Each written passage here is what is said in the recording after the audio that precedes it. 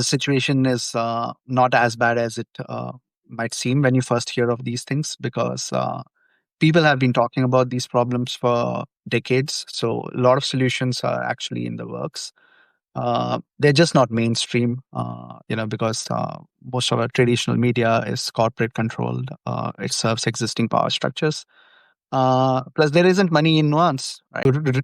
So it's worth recognizing that the solutions are out there. Like they'll just require a bit of uh, self study and digging into uh, not as unusual places anymore. Thankfully, there are people on YouTube and Substack who have started talking about these things and started educating people.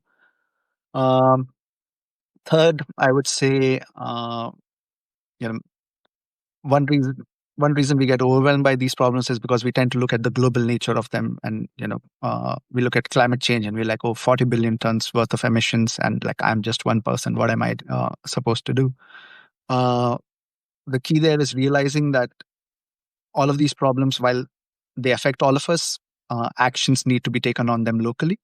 So, you know, 40 billion tons worth of emissions are made up by each individual house, each factory, each car which is being run. So, implementing a lot of these solutions will happen locally. So, I might not have the power to influence what USA does or India does or Canada does, but I can definitely take action at a Toronto level, right? Like, so break down the problem, pick up the piece that you think you are at a level that you can influence. Somebody who has like tens of millions of dollars, they can possibly act at a larger level, right? But doesn't mean that you can't really do anything in this crisis. Um, so yeah, the other thing I would say is that once you kind of start educating yourself about the solutions that are out there, you need to make some of these conversations go mainstream, right? Need to start talking to your friends, family.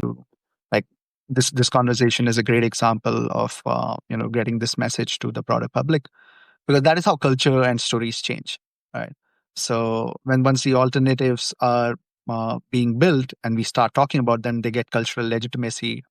It leads to more policies being enacted which are favorable to these alternatives, which leads to them scaling up even more people joining it, and so you have a bit of a snowball effect over there. So uh, momentum has its own charm.